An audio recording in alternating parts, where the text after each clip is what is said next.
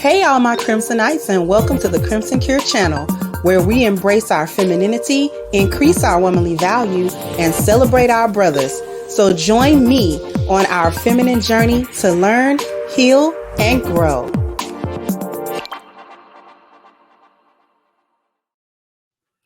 Hey there, my Crimsonites, and welcome to the Crimson Cure channel. I'm your hostess, femininity coach, and author of the Crimson Cure, and this is my perspective. So, it's not even a video. Just this. This is Tracy Ellis Ross, for those of you who may not have known. And Tracy Ellis is in her early 50s. And admittedly, she looks very good. Her body is very nice, especially as a 50-year-old. It's a lot of 50-year-old women that do not look half as good. It's some 20-year-old women that are obese and don't look half as good, right? So kudos to Tracy for keeping herself physically fit, for keeping herself up, in terms of her body and things of that nature. But it's pointless and fruitless. Pointless and fruitless. Because this is the same woman who knows that she's well beyond the wall. That if she wants children, and she talked about that recently within the past year or two, possibly the thought and, going the same way that Ebony K was talking about with different procedures and IVF and so forth and so on. Was it her that was talking about that?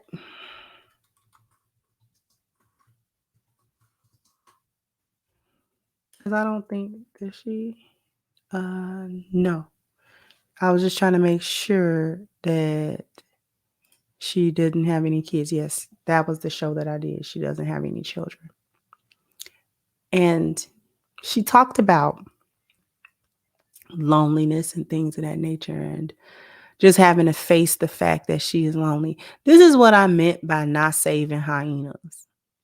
Because they will sit in this comment section and see this woman is an older woman still trying to post a thirst trap at her big age. Should nobody be privy to that but her man? Like, it can be obvious that she's still got her body in shape. When she come out, when she go to a show, or when she's seen in public, you know what I'm saying? You obviously, okay, she's fit. She's, in shape. She's not, didn't let herself get fat and stuff like that. But her man should be the only one that she thirst trapped for.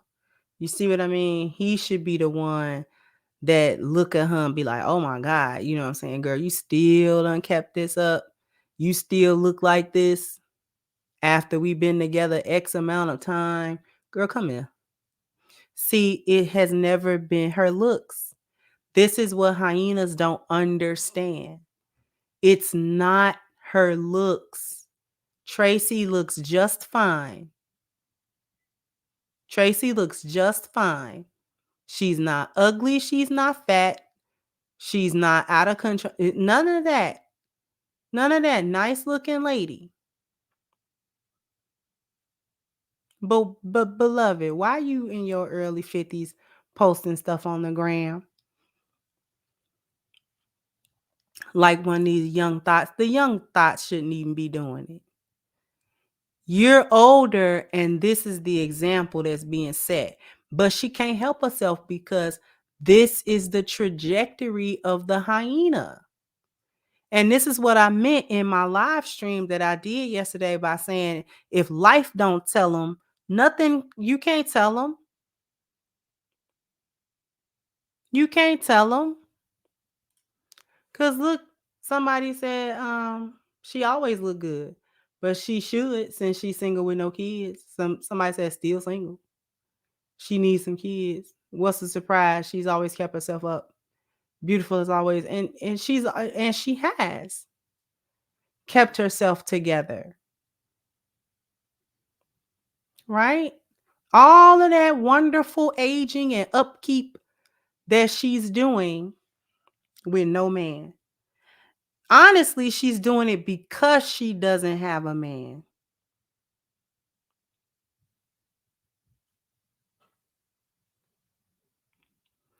Because if she had a man, she probably would have let herself go a little bit. But the one reason why she's keeping herself together is because she's still trying to be sexy and attractive for the street. When she should have checked out a long time ago with a husband. All she needed to do was, you know, be a better woman, I guess. I mean, so just, more of the comments, right? Please turn around. Let's see the rear view. You know what I mean? So, this is the thing. This is the thing. Like I said, if life don't teach them where they learning it from. This woman comes out and they tell you how miserable they are. They tell you how lonely they are because if she didn't need the attention or the validation, she would not come to Instagram with this foolishness. She just wouldn't do it. I don't care what her body looked like. I don't care. She would look in the mirror and be like, "Oh, I still got it," and then go head on. But it's not the looks, and that's what the chicken heads don't understand. She has not been chosen as somebody's wife, especially not by the man she wants, right? Because you can't tell me that at 51, 52, that there has not been a man that wanted Tracy and loved her. You can't tell me that she has not been loved by a man. But what was the outcome? It wasn't it's not marriage now. And I don't know let me see. Let me do a quick. Has Tracy Ellis Ross ever been married?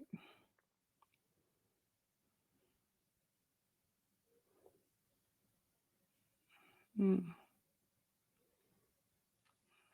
Let's see.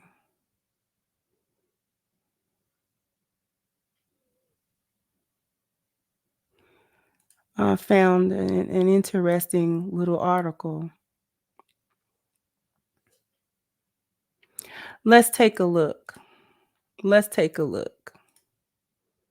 Okay. Because when I did a search, this is what I found real quick. And this was like posted 5 days ago.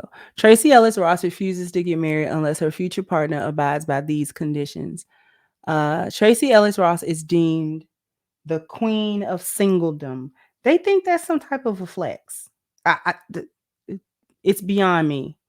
Being a beautiful, successful woman now in her 50s, what is success?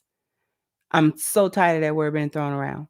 People often ask her about her relationship status. More specifically, people wonder why Ross isn't married yet.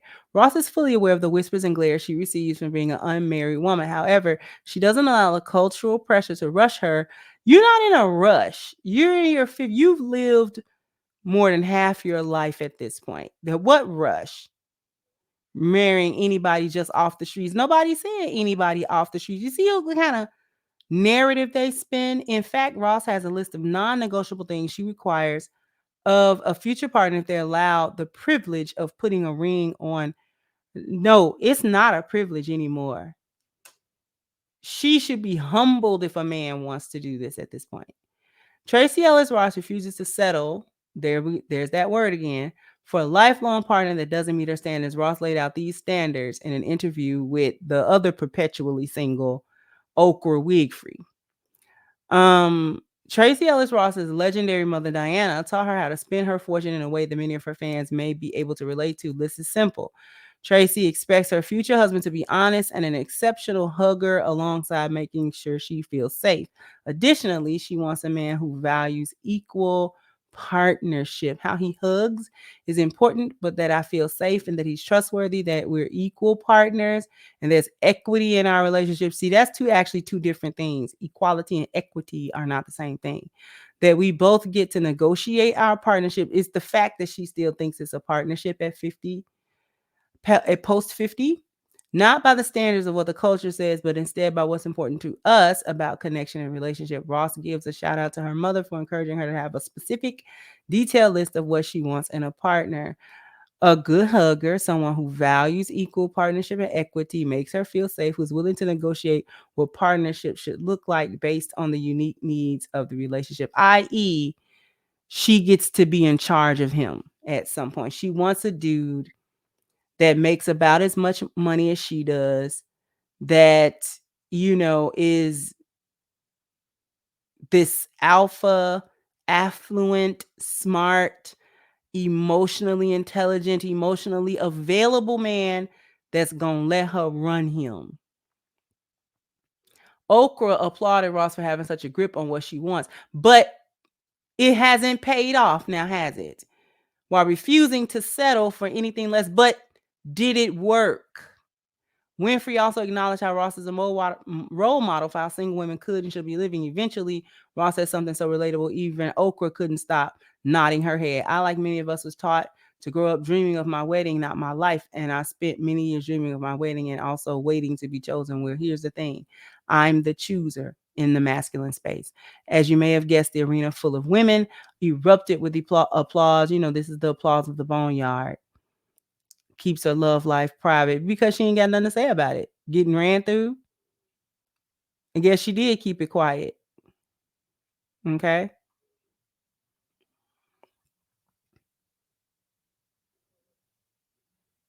So I'm not so interested in the rest of that article. But that's what I mean by it wasn't her looks. For those hyenas listening that applaud Tracy, yes, she should have standards. Yes, she shouldn't settle. Yeah, her list is obviously obviously that list is not that simple, number one. And it's not that the list is simple or not simple, it's what's on it. She is not, no man that she would want is going to negotiate his manhood in this relationship with her. That's what negotiate the partnership means. That means she gets to downplay his masculinity, his role as leader, she gets to undermine his system, order, and structure. She gets to tell him what to do sometimes. She gets to give him system, order, and structure. Talking about she's the chooser. That's such BS. If women controlled relationships, she'd be in one. And this is what they don't learn. They never ever learn. Women are not in control of that. Never have been. Never will be. Because if you could just go and get a husband at will, then you would do that. Because a man, listen, if we go back to the little goofball list, right? A man talking about some hugs. I mean, what is that? That speaks to the emotional space, right? That he is a man that is not so standoffish. He's willing to be affectionate with her. That's not difficult to find. When you are feminine and you are a lioness, your husband can't keep his hands to himself. And he may or may not be the most affectionate dude. Not all dudes are super affectionate. So he might not be all over you, but would you have to force him to show some emotion? Shouldn't have to. Your husband should be willing to give you hugs and kisses and affection on some type of reasonable level. Because who really wants a man that never touches them outside of sex? Because women need that. Women need that, right? The touch of her husband outside of the bedroom makes us feel wanted, validated. Okay. So that's not some astronomical thing, a man that's going to hug you. I mean, who makes her feel safe. We're going to skip one who makes her feel safe, right? Even the second one who values equal partnership and equity. Like equal partnership, not so much. Equity, yes. Lions have equity. That's what being a benevolent dictator is. You're not doing the same thing in the relationship, but it is of no less value within the relationship. So even though as a wife, you're not doing the same thing as your husband in the relationship, you're not doing exactly the same thing for him that he's doing for you. However, what you provide, especially if you're doing it well and you're doing it consistently as a lioness, what you provide is not undervalued. He values it, he wants it. That's equity. You have a say so, you have a stake, right, in this relationship. So that if decisions are being made, he has he has the courtesy at least to come to you and say, I'm making decisions. Since I'm making decisions for the both of us, first of all, you probably would want to know if decisions are being made on your behalf that directly affect you. And then I want a little insight on these things because they directly affect you. I love you. I care about you. I care about, you know, how you view my leadership, things of that nature. And he may not say those exact words, but that's what it means when he comes to you and asks your opinion. He asks for your insight. That's what he's saying to you. I value you enough to not just unilaterally make decisions, at least without your knowledge. I don't even give you an opportunity to have knowledge of it. Right? It's the difference between talking about and discussing we need to move to a different locality and him just coming in one day with an apartment or home picked out in a city across the country and saying, okay, pack your bag, you're going. Like, and out of the blue. You see what I'm saying? Like nobody really operates like that. You understand? So equity is fine. It's the last one that disqualified her because no man is going to negotiate his manhood with you. Someone who's willing to negotiate what partnership should be like based on the unique needs of the relationship, i.e.,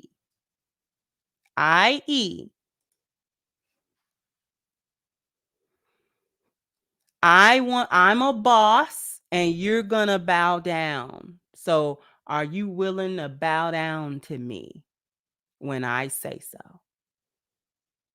And still have enough backbone that I can respect you. It doesn't work that way.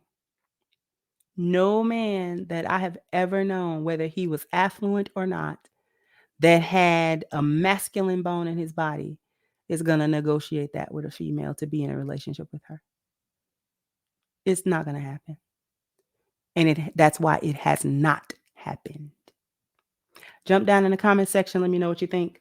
Like, share, subscribe to the channel if you have not. Once again, I'm your hostess, the Crimson Cure, and this was my perspective. Bye-bye, Crimsonites.